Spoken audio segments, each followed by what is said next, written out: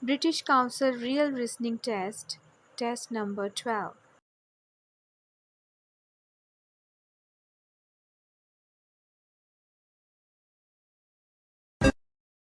Now turn to Section 1. Section 1. You will hear a conversation between two students talking about driving lessons. First, you have some time to look at questions 1 to 5.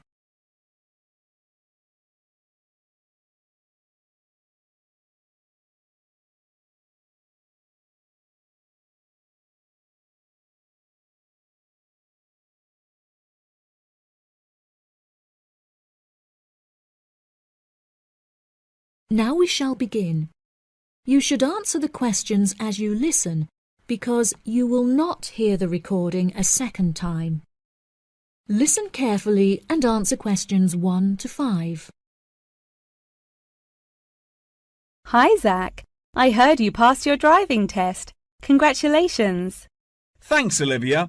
I passed just last week. It feels great to be independent and driving on my own. I really want to take driving lessons, but I haven't been able to find a driving school that will give lessons during the weekends, so that I don't have to miss any classes at college. The driving school that I used was brilliant and really flexible with their teaching hours. It's really close to the school. The address is 67 Kings Road. That's 67 King '(S) Road.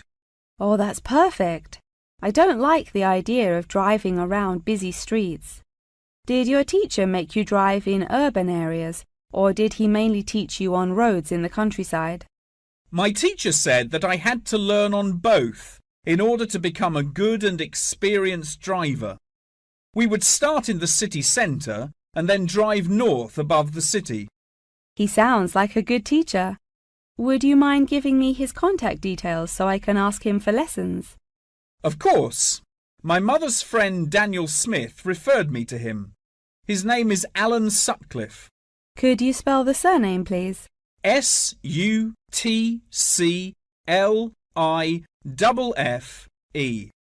Thanks for helping me out. I'll give him a call tomorrow. I don't know if I should learn in a manual or automatic car.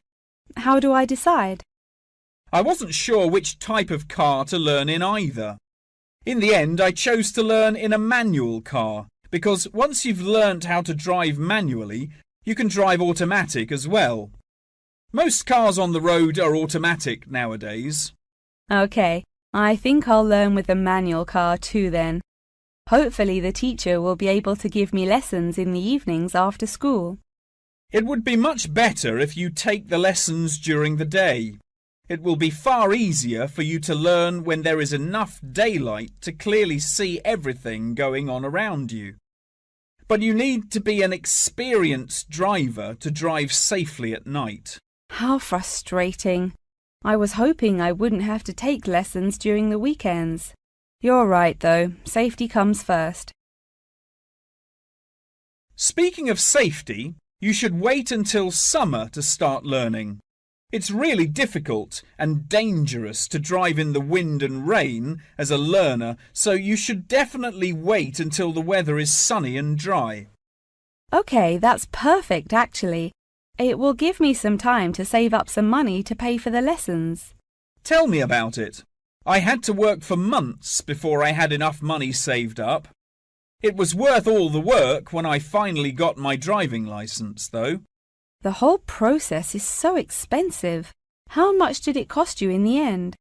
Well, each half-hour lesson cost $30, and then the final test cost $50. In total, it cost me about $300. Gosh, it's pretty expensive. How did you find the test?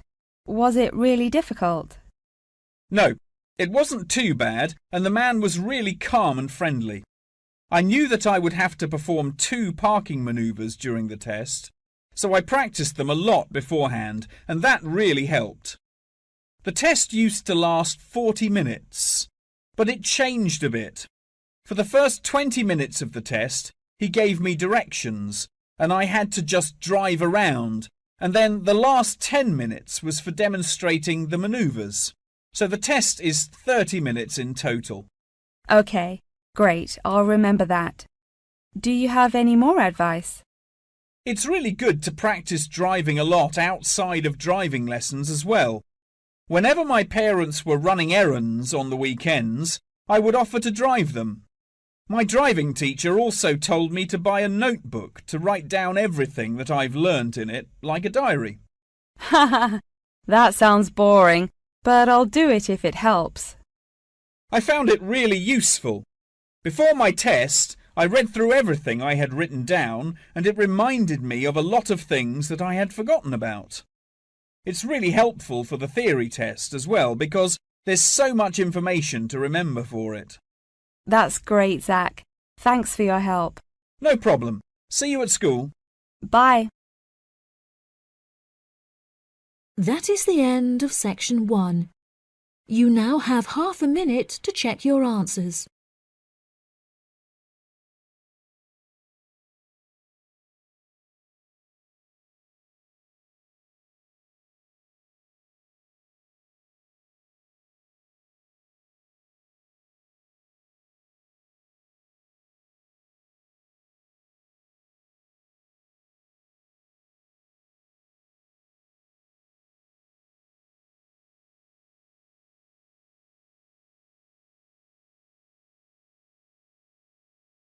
Now turn to section 2.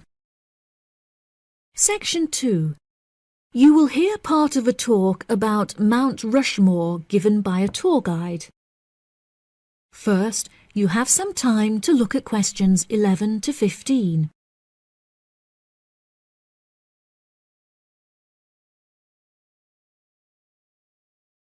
Now listen carefully and answer questions 11 to 15. Good morning, everybody, and welcome to Mount Rushmore. To start your visit, I'm just going to give you a brief account of the history of the memorial before letting you roam about on your own. I won't keep you long, okay? Mount Rushmore is South Dakota's top tourist attraction and features the heads of 4 United States presidents: George Washington, Thomas Jefferson, Theodore Roosevelt, and Abraham Lincoln. Each head is 18 meters tall, which is taller than the heights of 11 people combined. The sculptor initially wanted to depict the presidents from head to waist, but due to a lack of funding, the construction had to stop before this vision could be realized. In total, it cost the government $1 million to sculpt the heads at Mount Rushmore. Before the construction of the presidents' heads, the mountain was just bare rock and forest, attracting only a few hikers a year. The new carving at Mount Rushmore has become an iconic symbol of presidential greatness and has appeared in works of fiction and other popular works.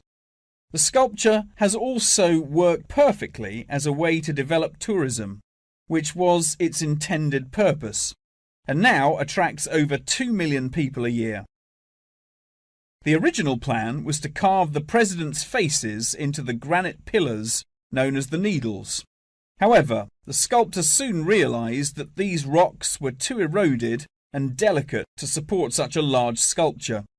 Instead, he chose to locate the carving at Mount Rushmore due to its grand appearance and brightly lit rock faces that experience maximum exposure to sunlight throughout the day as a result of the southeast orientation.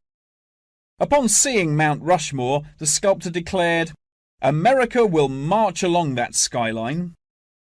The name of Mount Rushmore also has an interesting history. The location was originally known as the Six Grandfathers. However, during an expedition in 1885, the mountain was renamed after Charles E. Rushmore, a prominent New York lawyer who joked that his annual treks to the mountain had earned him the right to have it named after him. 40 years after the mountain was renamed, Charles E. Rushmore donated $5,000 towards the sculpting of the presidents' heads, the largest single contribution. In 1927, the construction work started and 7 years later was complete with no fatalities. So that's the history for you. If you'd like any more information, please feel free to ask me questions, or you can soak up the information from our fantastic guidebook. Before you hear the rest of the talk, you have some time to look at questions 16 to 20.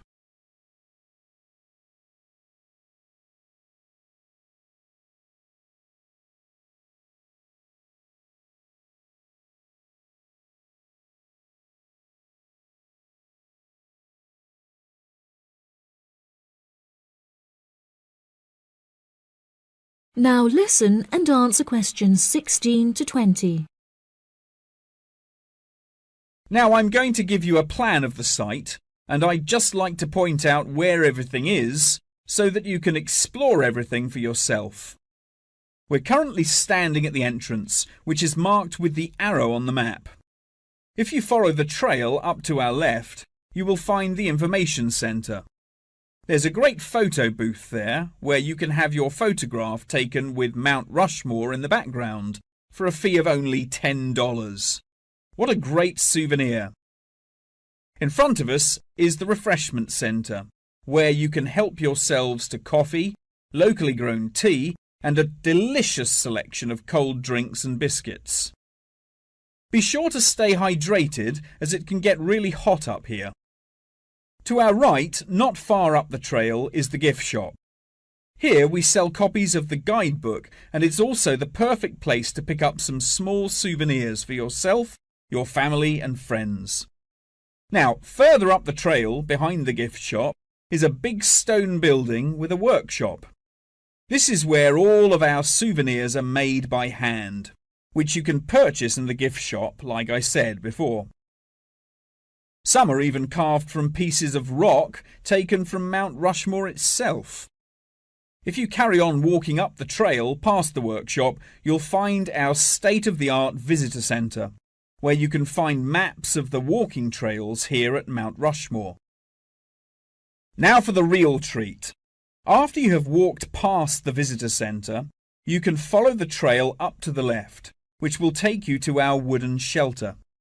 From here you will have the best view of Mount Rushmore that there is, an experience not be forgotten. Right, if anyone wants a guided tour, then I'm starting at the information centre. If you'd like to follow me, this way please. That is the end of section 2. You now have half a minute to check your answers.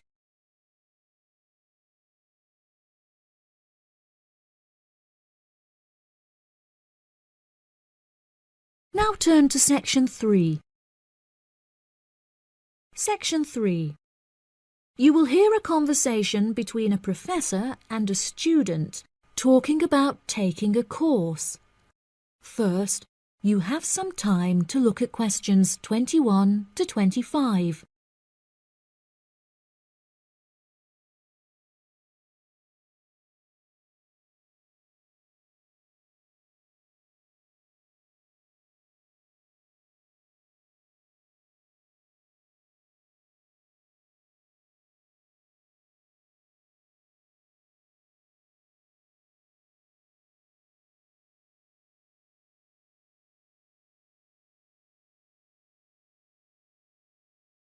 Now listen carefully and answer questions 21 to 25. Excuse me, Dr. Twain. May I speak with you for a minute? Of course, please come in. I'm Charlotte York. I'm considering taking your course in tourism. Right. Well, Charlotte, how can I help you? I have been considering studying tourism. However, it is such an important decision that I would like to seek some advice about it first. Would you mind answering some of my questions? Absolutely. Fire away. Well, I have been discussing courses with my parents, and they are concerned that I will not be able to get a well-paid job with a degree in tourism. The reason that I want to study the course is that I have a great interest in the subject, and I think I would really enjoy it. I believe the only way that I will enjoy my life is if I enjoy my career. Happiness is far more important than money, don't you think? Absolutely. I would much rather be happy and poor rather than rich and miserable. Money cannot buy you happiness. I'm glad you agree. You needn't worry about money, Charlotte. A large part of the tourism course is dedicated to teaching students how to manage finances, a skill that you can apply to your everyday life as well. I would also recommend that you take a sideline course in time management, as this can be incredibly useful in efficiently planning your workload. Efficiency is the key to success. I'll remember that.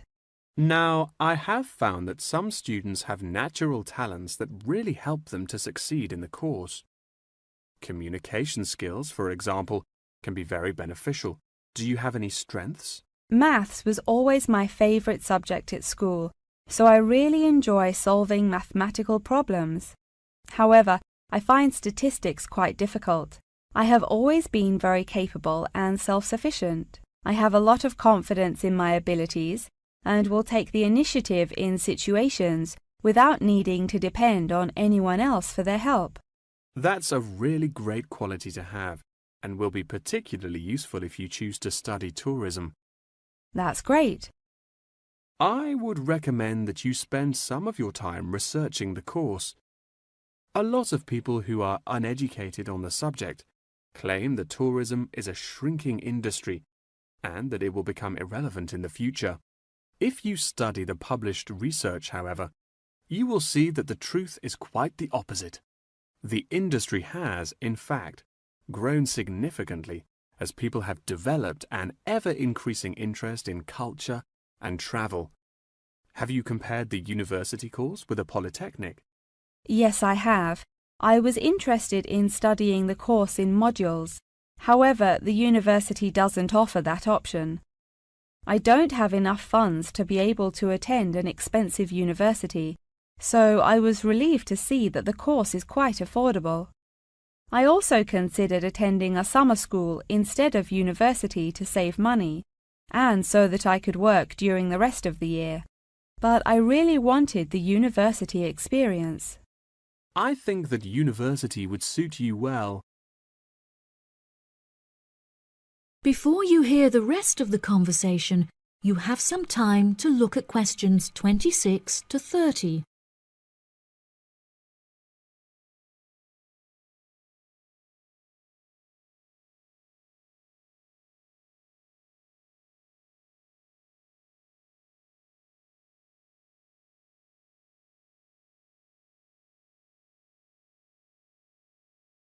Now listen and answer questions 26 to 30.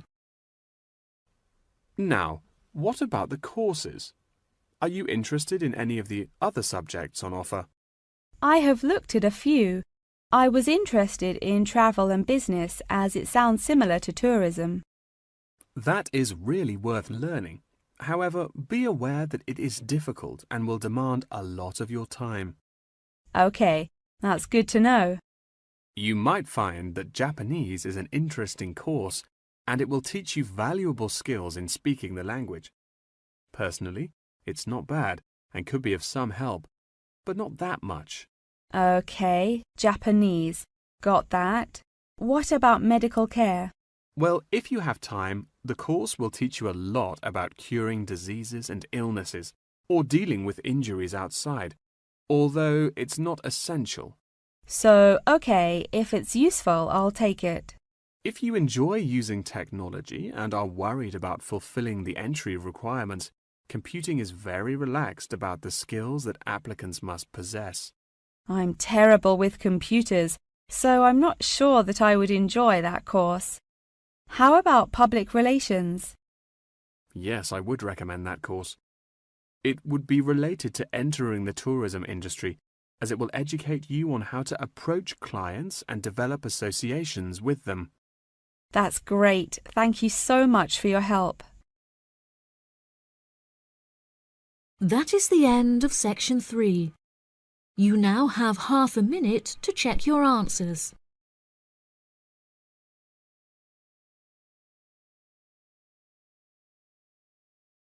Now turn to section 4. Section 4. You will hear a talk about the practice of company outsourcing. First, you have some time to look at questions 31 to 40.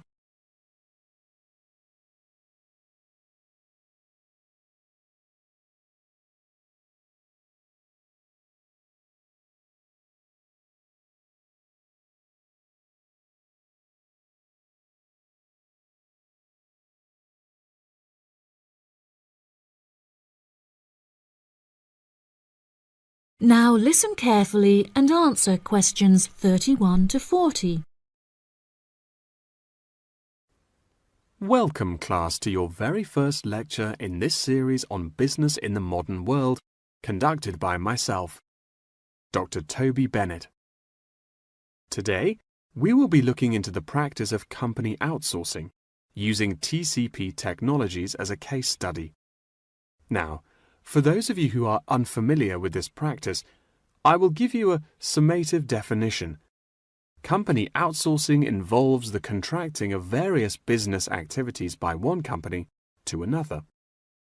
This practice will sometimes occur from a Western company to a party based in a third world country, the rationale being to make significant financial savings on lower international labour rates and to potentially increase quality. Now, our case study for today is TCP Technologies, a party located in India that receives outsourced tasks from Western companies. The manager of TCP Technologies is a man called Manjeet Khanna, who has personally developed a series of aims and philosophies by which the company is expected to operate.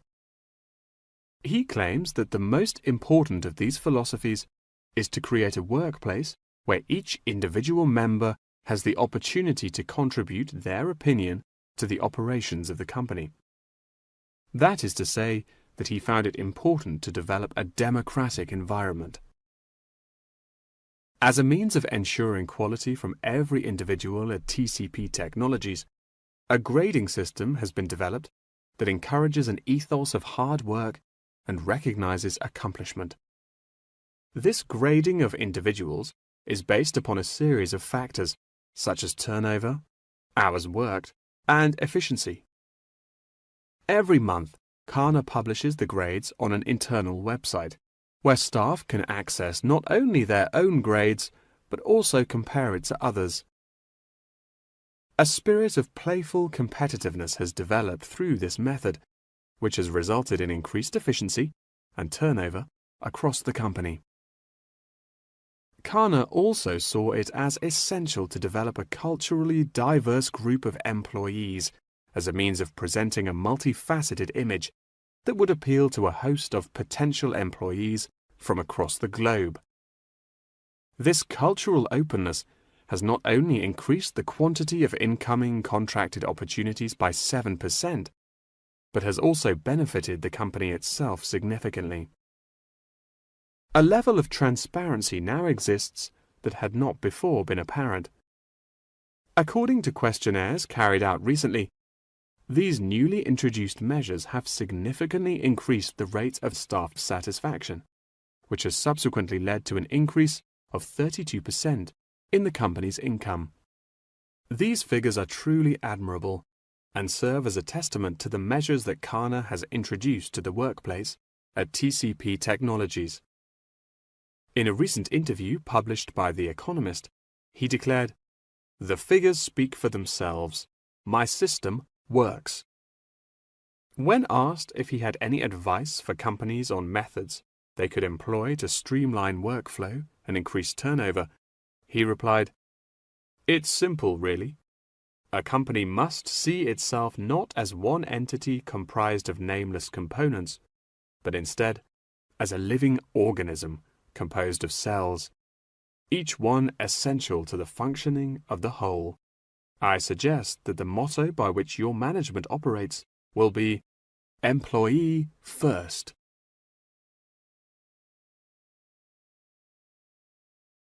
Many benefits have been reaped from the aforementioned changes in management style, such as a significant decrease in staff turnover.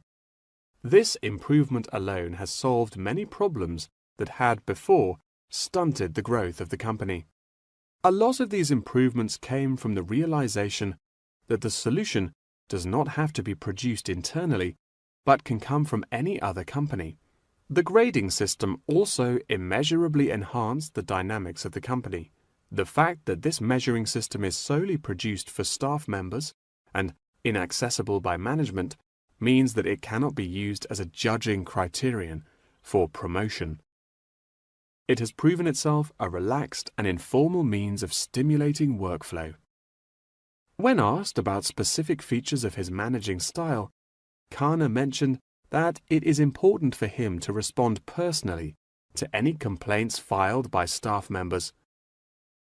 Having found the existing complaints process slow and ineffective, he introduced a new online system that created a direct line of communication between Kana and all employees of the company. The complaint form, dubbed by Kana as a ticket, eradicates the middleman, is easily accessible to all employees online, and has an interface that can be instinctively navigated. Any staff-related complaint, such as those relating to air conditioning and food quality, can be submitted directly to Kana via this online system. Entitlement to vacation is also a popular issue discussed through this forum. The main benefit of using this system is that staff must include their personal details on the ticket before they are able to submit it. In the past, anonymous complaints had been the root of much confusion and caused many wasted work hours, so the new system has put a ban on this form of complaint. That wraps up the lecture for today. Please remember that attendance is mandatory. That is the end of section 4. You now have half a minute to check your answers.